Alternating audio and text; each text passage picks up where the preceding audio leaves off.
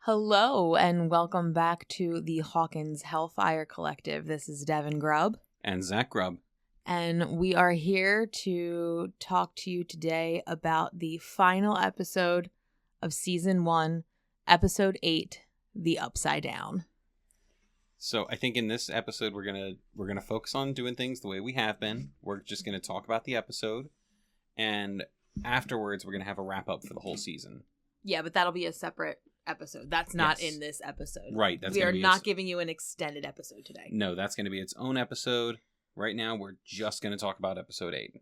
Yep. So my first note kind of picks up right where the episode starts. Mm-hmm. Excuse me. In the previous episode, Hopper and Joyce were caught trying to get into Hawkins' lab because they used 11. They know where Will is in the Upside Down, so they are going to Hawkins' lab to go through the portal. However, they get caught at the beginning or at the end of the episode. So this episode picks up with them in the lab as prisoners. Joyce is being questioned by Brenner, who wants to get to 11. But see, that's not as important as him asking her how she made contact with Will. Well, he's asking her, how did you make contact with Will? Because he knows that she has had contact with 11. Yes, but I think this goes a level deeper. I think he wants to know how Joyce made contact with Will because he wants to make contact with 1. Using 11. Yeah. Well, we've known that he wants to use 11 for 1. Well, quote unquote, no. We've been theorizing. But the outright him asking her, not, where is 11? How did you make contact with your son? Yeah. Yes. Yes, obviously she used 11. He knows that. She knows that. He still wants to know how it was done. How it was done. How did it happen? Okay, so not so much the who or the why, but the how. Exactly. Like, what did you do? That's where my head was at in that scene. They did a makeshift, it's a makeshift isolation tank. Yeah. He's got these big things and has had no success. Oh, how did you do it? I couldn't make it work. Oh, I treated her like a person. Yeah. And she helped me out. Yep. That's all it takes, Brenny. But she knows that Hawkins' lab has been lying. Yeah, she calls him out on his shit immediately. And she refuses to help him. Meanwhile, while this is all happening, Hopper's getting the crap beat out of him and being tortured, and he's just like, ha ha ha ha, like laughing the whole time. Yeah.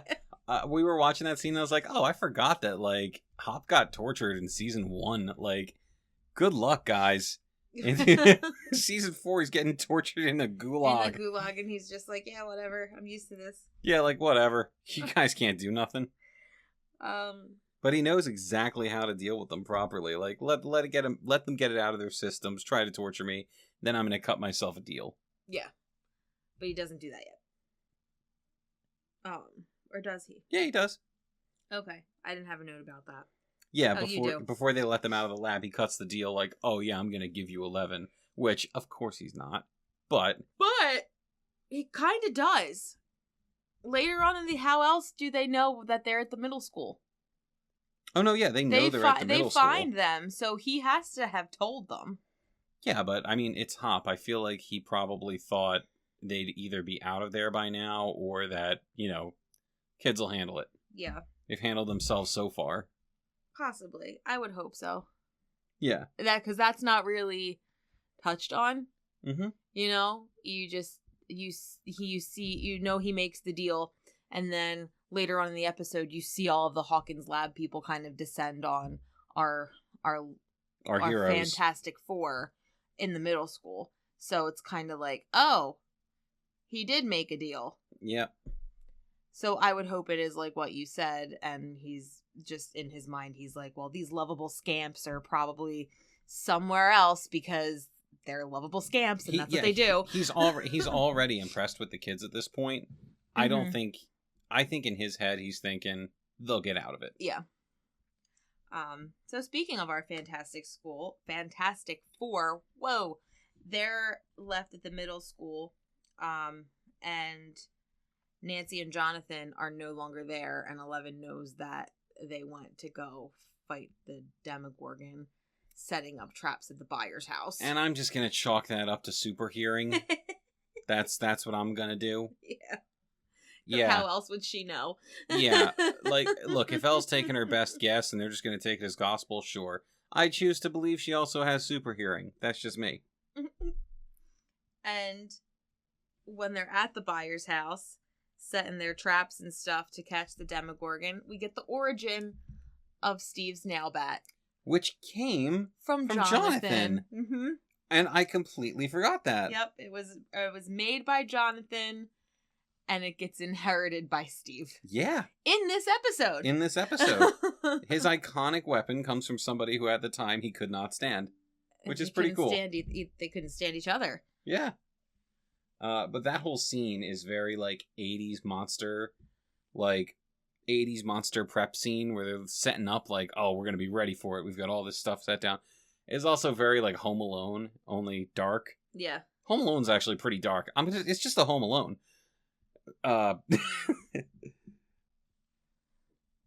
Alright, so after that scene, we get Hop making the deal with Brenner. Basically, leave the kids out of it.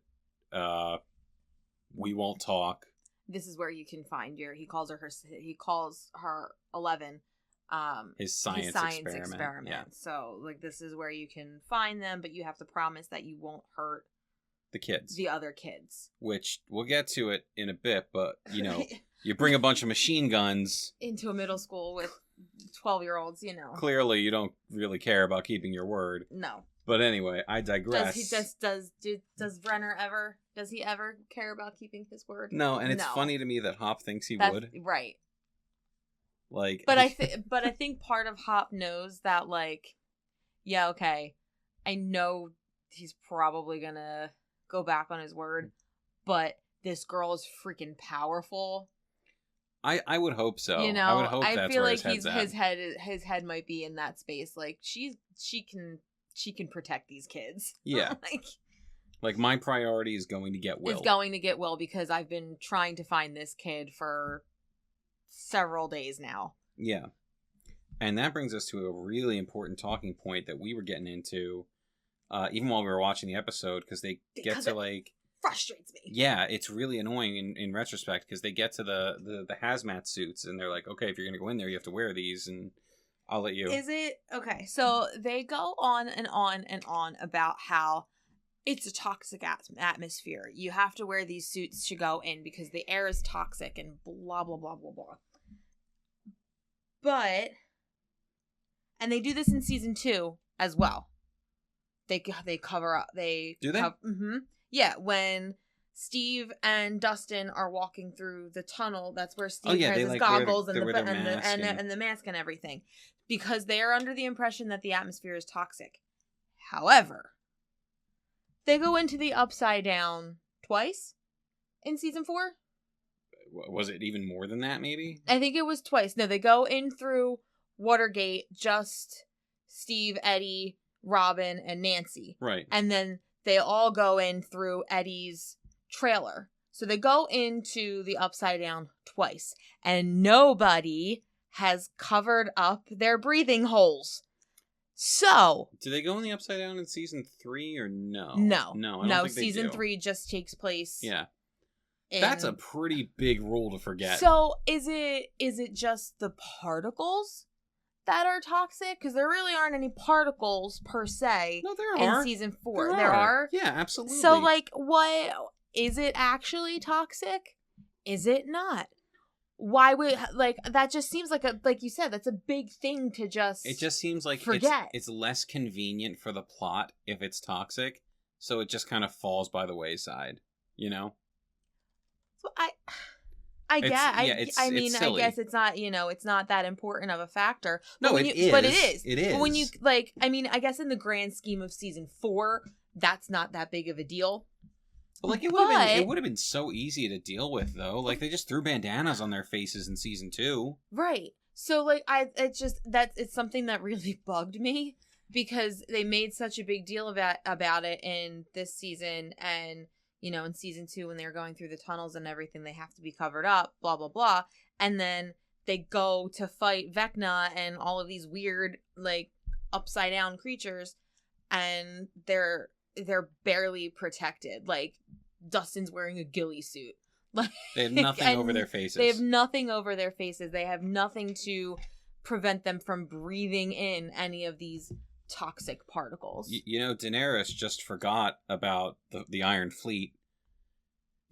Let's not talk about Everybody just forgot that the air was supposed to be toxic. I didn't forget because when we were watching season 4, this was something that struck out to me. Like, wait, where's their protection? Yeah, I mean, what happened? I get it when they go through the first time. Like, they're going through to save Steve. That's not like right. They're not thinking, oh, we have to cover our faces. But second they didn't makeshift a shirt or something. Right, the second time they go in, they okay, we were bad. We didn't have anything to protect ourselves because we were saving you. But now we're going in to fight this big bad guy. Maybe we should protect ourselves. Yep. It's very weird. It's a very weird.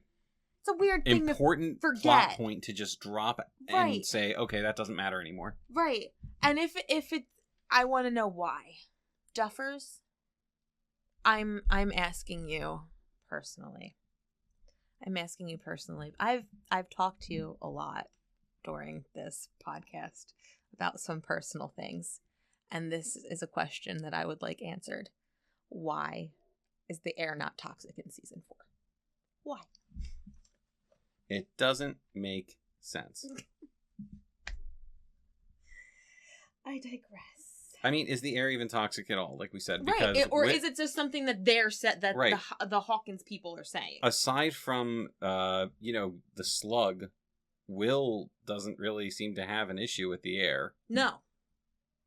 He's fine. Aside from the slug, which is put in him, but that's after the fact. Right, that's put in him. That's in his throat. That's not something that he breathed in. That's something that was like attached to him. I'll be interested to see if the air being toxic is addressed more in season 2 than we're remembering. Maybe. And maybe it'll be more relevant in season 5. Oh, if they remember. Well, I'm just saying because everything is going to be coming up. Maybe. So that would create an even bigger plot hole, though. From season 4. Right? Yeah. It's like, what? So we better hope that that's not the case. Anywho, Hopper and Joyce are going into the Upside Down. Yeah. And we get to see Hop's backstory for real. Yeah. Throughout this episode. Flashback with Hopper's daughter and everything that happens. That's it's really hard to watch. It is wildly heartbreaking to watch. Because it plays throughout his time with Joyce trying to find Will so perfectly, and like you have followed Joyce through and through this whole journey of trying to find Will, and now you're seeing what Hopper had gone through with his daughter, and the two just kind of almost colliding together, and it's really heartbreaking. Yeah. And like it just serves to flesh out Hopper so well. Mm-hmm. And I feel like even though Hopper's still a great character in season 2 and sure in season 3, I feel like we don't get that kind of development from Hop until season 4. Yeah. Like we don't get to see that side of him again really until season 4, and it came back in such a great way. Yeah. Back to John and Nancy. They're trying to attract the Demogorgon. Yeah. With some blood. And they're like getting things ready to set it on fire, which I think is funny because they have no idea this thing is weak to fire. That's what it's weak to. But it's a good plan. Yeah. It's a very good plan. Steve shows up to apologize, and then we get the Demogorgon breaking through the ceiling. He's kind of just Steve is literally just thrown into this thing. Like he's not. It's not like he's. Let's do this. Like he's literally like, what are you doing? Why have you guys cut your hands? What is happening? And then the lights start to flicker and it comes through the ceiling and Steve's like, I'm out. Bye. Yeah. Except, he sees the lights flickering and we get Steve Harrington fully formed as a character coming in to save the day. But before we talk about that, what? How did the Demogorgon ceiling? What? Right? Just fell through the ceiling. So we fell on through. We talk about this a bit in the in our next episode. Well, not our next episode. Oh yeah, I guess it'll be our next episode, where we go into the comics a bit. And to be fair, it does make a certain amount of sense, but at the same time, even in the rules set up by the comics that talk about what goes on in the Upside Down, it's a little weird for the Demogorgon to just bust through the ceiling. Yeah, like, because that's clearly not a portal. That's clearly like a mistake. Yeah, that's not a portal. He just fucking broke like through the ceiling. Like was like thrown Yeah, it's like someone picked him up and threw him through the ceiling or something. Yeah. I mean, sure, whatever. And it does look white. Yeah. So our memories did fail us. It is not brown. It's not brown. It is is white in season 1. I guess it's just the dark colors through us. Well, and then the toys and stuff that you see of them, they're never really like white. They're always like a pinky brown. Yeah, that's true. So I feel like that kind of you almost get like that Mandela effect, like yeah, like oh, especially those toys from like when it first the show first came out. Yeah. Oh, and the D&D set, it looked browner on that too. I think it's just kind of like because everything that probably because you can't get it to be that like weird like white, gray, almost translucent but not translucent color. It's probably just easier to do that like pinky brown. I don't know, man. I own a lot of collectibles. It can't be that hard to get the colors right. This isn't a kid's toy where they don't just slap colors on it. Like you should really put some more effort into it. I feel like that's not that important, but well, I mean, if it changed our perception of what the Demogorgon looked like for 3 seasons. That's true. Just throwing this out there again, because anytime the D&D set comes up, I have to throw it out there. If we have any listeners who have the D&D set and want to send it to us, please. I kick myself every day for not buying it. Anyway, back to the episode. Dustin, again, is the heart. I will always say this. Dustin is the heart. He goes to find chocolate pudding to help Elle recharge. I have a little bit more I want to say about the Demogorgon, actually. Oh my god. Okay. No, this matters. Okay. So Steve hits it in the chest with the nail bat, and they set it on fire. The lights start to flicker, and the Demogorgon disappears. It doesn't go through a portal. It disappears. So how did it do that? I don't know. Yeah. It's very weird. And it's the only time we see it do that, and it doesn't work with any other in-universe explanations for how the Demogorgon goes back and forth from place to place. It just straight up disappears. It doesn't run away. It doesn't, like, jump into a wall. It just, the lights flicker, and it's gone. Yeah. Super weird. Does not make sense. Also, big thought here, if they didn't beat it up first, could Elle have beaten the Demogorgon? And I'm thinking maybe not. Oh, you mean at the end? Yeah, like, I mean, we all know that Elle fights the Demogorgon, but... Yeah, what she does at the end with the Demogorgon is essentially what she does with one.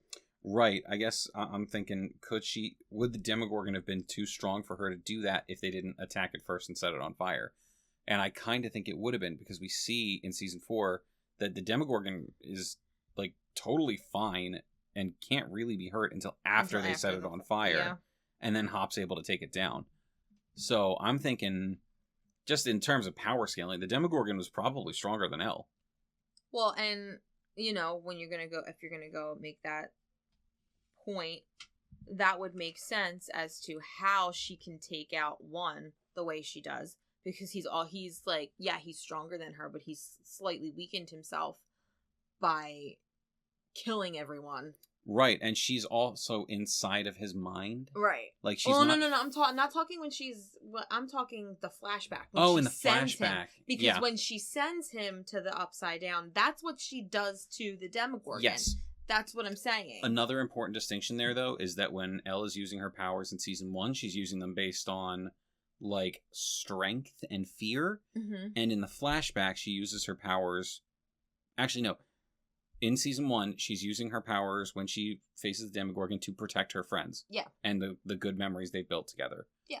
In season 1, she's only able to do that to one because she draws on that memory of her mother, and she draws on a happy memory to utilize her powers. So that's like that. I know, but that's not what I was saying. That makes her stronger, is what I'm saying. I get that, but I was just saying, you had said that, like, oh, the Demogorgon was weakened, so she was able to defeat him. Mm-hmm. Well, one was weakened, so she was able to do that same thing. That's what I'm saying. I guess. I'm saying it was I brought down get a little what you're bit saying. for her to be able to do that. Yeah, you could. I think that's fair. I think we could probably say that we could probably say that one was not at 100% because he was already using his powers so much. Yeah. Yeah, I see what you're saying. I'm totally on board. And then you completely skipped over the part where they find Castle Byers in the Upside Down. They find Castle Byers. Yeah, because that happens after or before the nail bat. You talked about the nail bat and him disappearing, but they find Castle Byers before. Oh, okay. Yeah. Yeah, get into it. So when they find it, you get another flashback of Hopper with his daughter, and this is the origin of the blue hair tie that you see throughout every other season because he gives it to 11. Yep. Just a cute little note. That's all. I'm trying to think. So after that, we have the nail bat and the fight. Joyce and Hopper walk through the house. Yep. Yeah. And they trigger the lights, even though they're not walking through any fancy dust. No. Yeah, they trigger all the lights and all of the lights in the right side up start to go on. Yeah. While Nancy, Jonathan, and Steve are there. Yeah. Even though Hop and Joyce aren't touching any of the fancy glitter. The particles. Yeah, the fancy glitter particles. Do they mean anything, Duffers? Are they toxic? Then we get the first mention of the snowball. Yeah, because Mike and 11 have a little moment. Yeah, and he couldn't tell her how he felt even back then in season 1, and he just went for the kiss. Yep. Yeah. Yeah, Mike, I've got the chocolate pudding. I'm sorry. I'm just gonna go off on Dustin because I love him so much. He's the best. Yeah, and is he the one who starts screaming Lando when they get to the school, or was that Lucas? No, I think it might have been Lucas.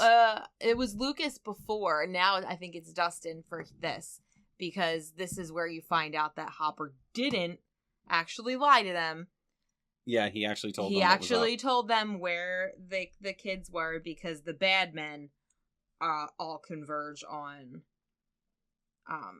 the school. Yeah, and when they do, Elle just straight up murders them. And I think that the scene with 1 in season 4 is definitely meant to mirror what we saw in season 1 when Elle does this. Mm-hmm. Because it's set up very similarly.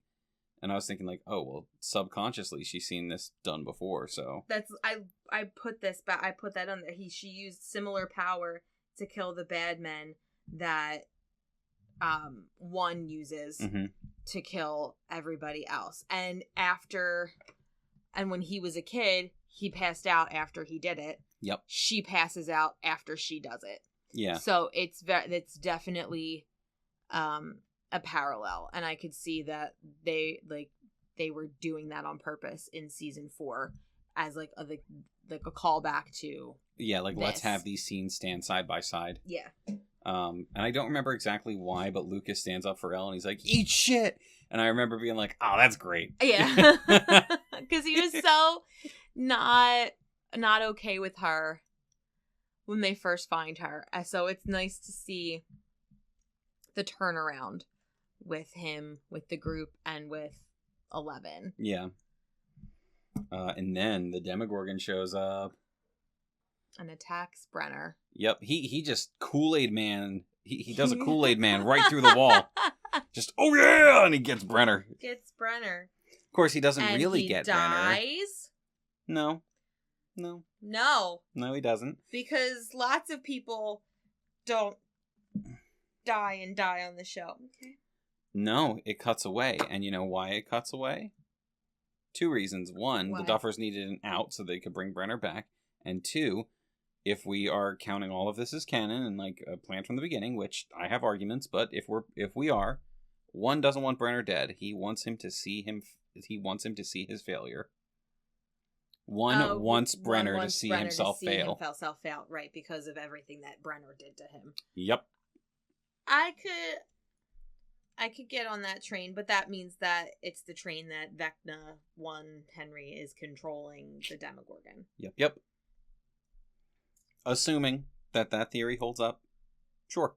I think that would be a very simple way to write out the fact that they basically showed you Brenner getting mauled. Yeah. Like, oh, he just didn't kill him. He didn't die. It didn't kill him.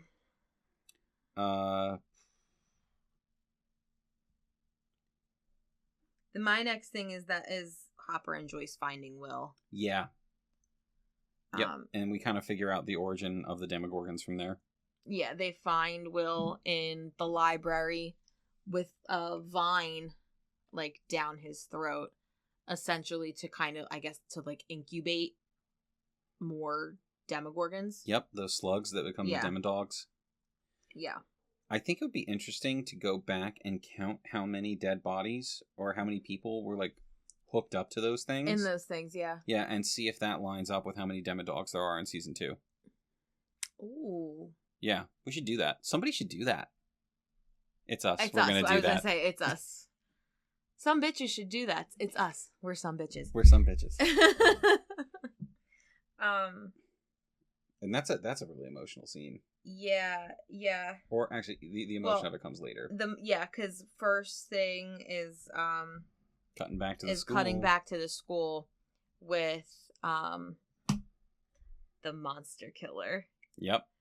They try the boys try so hard to kill this Demogorgon with Lucas's wrist rocket and he like misses twice. He misses and he does the monster killer, and when he shoots off the monster killer, which is the rock that the bullies pushed Mike into. It does get him right in the throat, doesn't it? Like it goes in his little flower head. With Eleven's help.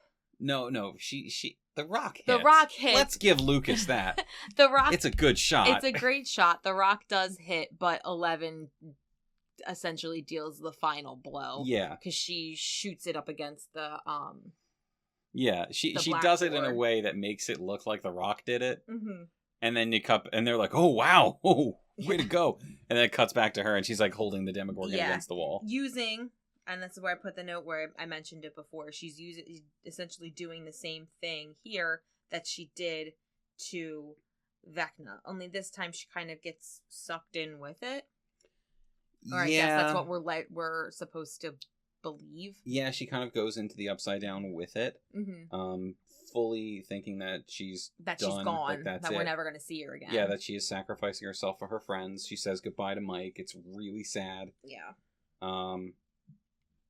And I guess we'll talk about that more when we start season 2, because I feel like this was a pretty big cop-out in a way. It was very much a way for the Duffers to say, hey, we're still not sure what we're doing. Like, this could be an anthology series. We can end it here.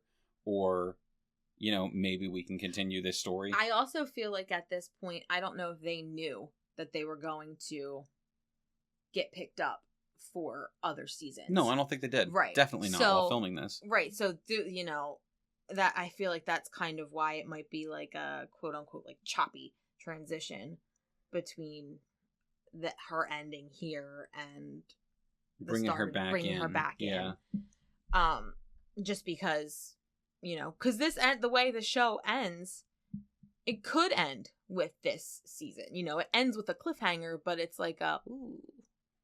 But that could be the end. Yeah, and I'm very interested to get into season 2, mm-hmm. and because I do not remember. I really don't remember a lot of season 2. Season 2's episodes should be a lot of fun. I remember the back half of season 2 very vividly. The opening half is not as strong in my head. No. And I need to know how 11 got back. And I don't want to just look it up and spoil it for myself because of what we're doing here. Because we're doing a thing. Yeah, we're doing a thing. And then we get super emotional. Then we get the big scene, yeah. We get super emotional. Hopper and Joyce unattached, like, dislodge Will from the wall. They get that face hugger out of his throat. Yeah.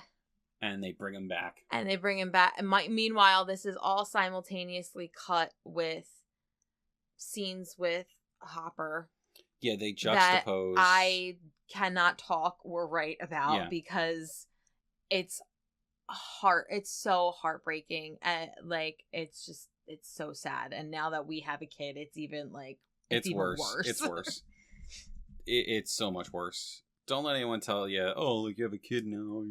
Yeah, it does. It changes the way you watch It changes the way you watch things. It changes the way you view things. You know what? Maybe in 5 years I won't feel that way because I'll have, like, a little 6-year-old running around driving me crazy. But right now she's a cute baby, so yeah, it bugs me. Anyway, yeah, you're right. They juxtapose this him being completely helpless while doctors are trying to save his daughter with him learning from what they did, trying to save her, knowing how to revive Will, and doing everything he can to make it work. Because he's like, this is not going to happen again on my watch. This time I'm not helpless. I'm in the doctor's position, and I'm going to do whatever I can. Interesting note, just that I put down. I had told you about this before when I was, picking out songs and stuff. Mm-hmm. The song that is playing while all of this is happening, the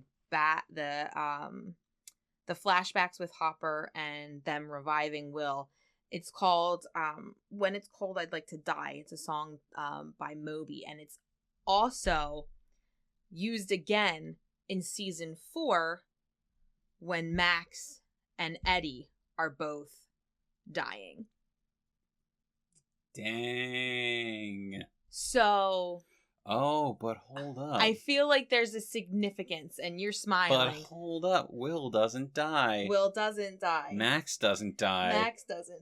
Eddie might not have died. Eddie might not have died. But there's also an argument that, okay, Will doesn't die.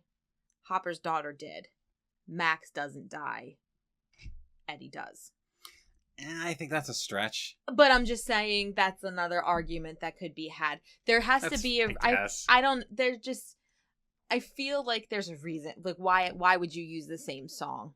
Yeah, I agree. There's a reason. There's a significance. I feel like there's a reason for using it in both of those, like, huge moments. Right, because in season 4, it's like, oh, are they gonna die? Or it's not like who is gonna die. Are they gonna die? You don't know what's going to happen, whereas in season 1, you already know Hopper's daughter is dead, and it's just a question of what's going to happen to Will. Right. You know? Right. So I feel like that the idea that they're playing that same emotion again of, like, one will die, one will live, I don't think that's what they're doing. Okay. Yeah, I mean, I understand the argument. I do. No, I mean, I'm cool with that. Yeah, that's not... to me, that doesn't line up well. My hope threads. If that's what they're doing, then the Duffers are just showing me again that, like, they don't know how to line things up cohesively, thematically. Which, I mean, I want to believe I'm wrong about that. I think you might be. I want to give them more credit. Yeah, than that. Exactly. They have made an incredible show that we are, I'm trying so to be hypercritical here. Yeah, like, no, this I know is an you effort. No, I know. Just say I want to know what why did they choose that song? What is the significance, and why did you use it more than once? Right. Because you have used other songs in this season in, like, really pivotal moments. Mm-hmm. Like, they use the "We Can Be Heroes" when and they fail. with the body in the body episode when they're pulling the fake Will body from the lake. Like, they but I don't think they've ever used one more than once that I can recall. Yeah. Do they use that again in another season? No, I don't think they do. Not that I remember. But we have more seasons to rewatch. Maybe I'll have an answer. This is the only song that I know of that was used more than once in very significant ways. Right, and I think I'm more on your side that this is a nod. This is a cheeky way of saying, hey, these characters might not be dead. And they confirm Max isn't. Right. They just didn't confirm Eddie. Look, I mean, you can argue that, yes, it's confirmed that Eddie's dead based on the scene between him and Dustin, but I'm still not convinced that was real because of the way things line up with when they shot Vecna. We have thoughts. We've talked about this already. We have talked about this, and we will dive extensively into it when we get to season 4. That's going to be a while. I know. Season 5 might be out by the time we're on season 4. Nah, I doubt that. I sincerely doubt that. Anyway. Anywho. Getting away from that. They find that Will gets saved. Will is saved. Yay! Will is saved. And the boys are so cute. They're so cute and small. And they go to they're all in the hospital, and they all go in. Yeah, and like, when they tell him, okay, you can see Will now, Mike jumps out of his chair and runs out the door. It's like, what happened, guy? What happened? Like, it's just, they were so cute and small. They were small. They were small. And I put, like, they talk about 11, and they tell him all about how, like, you know, this girl with superpowers tried to help to save you, and blah, blah, blah. And Will should have been in Hellfire. I just wrote that randomly down. Yeah. They're just, the end of this season just shows how cute they are. And I feel so bad because Mike left the fort up in the hopes that 11 would come back. Yeah. Like, it's so cute. We do get that scene with them playing D&D. Mm-hmm. That's why I said Will should have been in Hellfire. Yeah. Where Will kills the Thessal Hydra with a fireball. Mm-hmm. And they mentioned the Lost Knight, the Proud Princess, and flowers in a cave. And I don't have it written down, but I did manage to like string those together with things from season 1 that I think they're alluding to that weren't explained. Mm-hmm. And I think this was another way for them to say, like, hey, we'll get into this if we get another season. Yeah. Or, you know, if we decide to keep telling this story. Although, I did find out later that those are all also story points in the D&D game. Mm-hmm. So, I mean, you know, chicken or egg, were they working on that already? I want to say no. I think it was picked up after the fact. So, I'm going to stick with my idea that this is all meant to say, you know, you can line up the Proud Princess with 11, and they're like, oh, what happened to the Proud Princess? And it's like, okay, we'll get into that later. Yeah. And Nancy and Steve get Jonathan a new camera for Christmas. And Steve and Jonathan are cool. They're cool. You know, I smashed your camera, and I'm sorry. You gave me a nail bet. Here's a new camera. Yeah. And then the buyer's dog lives. Yeah. But so what happens to him? Again. Excuse me. Sorry, I sneezed. And then we see Hop at a Halloween party, a Christmas party, grabbing a bunch of food in a Tupperware container, and he goes out to like the woods and puts it in a box. And I forget if they ever explain this or not. He puts it in a box, but you know who he's leaving food for because he also has in plastic wrap Eggos. Okay, I'm actually starting to remember some stuff. I think they just straight up start season 2 with 11 living with Hopper in the woods. I think they do. And they never explain how she got back. Oh, I think there are some flashbacks in season 2 of them finding each other, coming together, and him with the cabin, and they clean it and everything, and they like spruce it up. I'm gonna say I'm like 90% positive that that happens in a couple episodes like, of the season. Hey kid, I sold you out to the feds. Come live with me. I want it there. It's definitely. I don't think it's touched on right away, but I want to say that there is some flashback scenes to that. Yeah. Okay. I think you're right. Yeah. We will get into that. Yeah. And then my last thing is Will coughs up a slug. Yep. And it, you see everything kind of flash to the way it looks in the Upside Down, which is basically a foreshadowing of season 2, because that's what Will keeps having, like flashes of the Upside Down in real time. Yeah, and I think they get into his connection to the big bad of season 2, the Mind Flayer. Mm-hmm. Yeah, they get into that. Yeah, the Mind Flayer is essentially the big bad in season 2 and 3. Yeah. Well, technically, if we backtrack, Vecna is the big bad of season 3, because we find out that he's controlling the Mind Flayer. But, you know, whatever.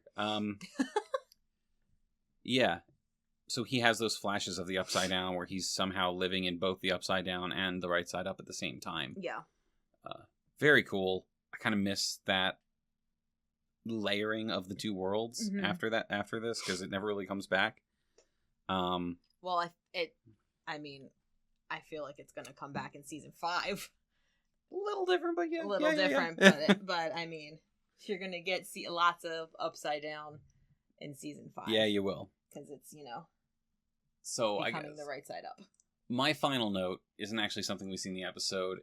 It's that I don't think this show was ready for a second season, at least with this story. I think at the end of season 1, they were still squarely in the camp that this was going to be an anthology series. I don't think they started thinking about Stranger Things as a singular story that continues over multiple seasons until the fan reaction. I mean, everybody ate it up. Yeah, I think when people absolutely lost their minds for that world and that story, the Duffers decided, okay, we're going to tell a larger story. And I'm so glad they did. Oh, yeah, no arguments here. Because, don't get me wrong, I would still love to see what they can do with multiple, fantasy worlds. Well, I think that's what we're going to get, because they are going to do, there is going to be a spin-off after season 5, so I think, maybe we'll touch on... Well, isn't that spin-off still supposed to be in the world of Stranger Things? It's not like... Yeah, I think. Yeah. But it's not supposed... I don't think it's supposed to be about, anybody that we... I mean, if it has nothing to do with the Upside Down and it's a whole other set, of a story, well, then, I'm into that. Yeah. That's what I want to see. Not to say I don't want to see more of our current story. I would really like to see what they can do in their sandbox, Yeah. But I believe very strongly that this was something that happened because of fan reaction. I think because we loved the show so much, they decided they were going to expand this story. And I'm willing to believe that after season 1, they created a roadmap for all of this. Yeah. But I don't believe that roadmap existed back in season 1. I don't think it did in season 1. I think, I think they might have had some ideas. Okay, if we continue this is what'll happen. Yeah, but I think they didn't know, so they weren't fully fledged. Yeah. Ideas, which is why I think when going back and looking at it as, was this all premeditated before? Did we know what was going to happen? I think they loosely did, but. Because you can tie some things in, but are we tying them in coincidentally? Right. Or, I think that they said that because after season 1, they wrote backwards. They said, okay, how do we retrofit all of the stuff from season 1 into our current idea? How do we make it all work together? Yeah. So they said, oh yeah, if you go back to season 1, you can see these threads starting to form. And it's yeah, but not really. You retrofitted the story to fit threads that you created from season 2 onward. Yeah. You started making connections after you finished season 1, not during. Yeah. And I don't think there's anything wrong with that. I just think that to say we knew from the beginning where this was going, and you can see that in our show, is a little disingenuous. Because if you're people like us and you actually go back and do it, you're like, me. I don't think so, buddy. Maybe not. But I am convinced that from season 2 onward, we're going to find ourselves watching the show and going, oh, there we go. That's it. Right. There's some allusions. This is important. This shows up later. Yeah. I think that's what's going to happen here. We are going on 45 minutes. Yes. This is our longest episode so far. We're going to wrap this up. Well, we kind of thought it was going to be. Yeah, that's true. Because it was the finale of season 1. There was a lot to unpack. Yeah. So let's wrap this up here. We are going to do a breakdown of the entire season. But before that happens, we're going to have an episode for you guys about some of the interstitial Stranger Things lore. Yep. From the comic books, which are fantastic. And we're going to talk about them at length. When I say at length, I think it's a 20 or so minute episode. Yeah, just a quick little thing, because we don't want to give away spoilers for it in case you want to actually, read them. Yeah, we do highly encourage people to buy these because they're very good. I read a lot of graphic novels. These are very well made and fit very snugly into the Stranger Things universe. Yeah. So, signing off from the Hawkins Hellfire Collective, Zach Grubb, Devin Grubb, Dusty Buns gets it done.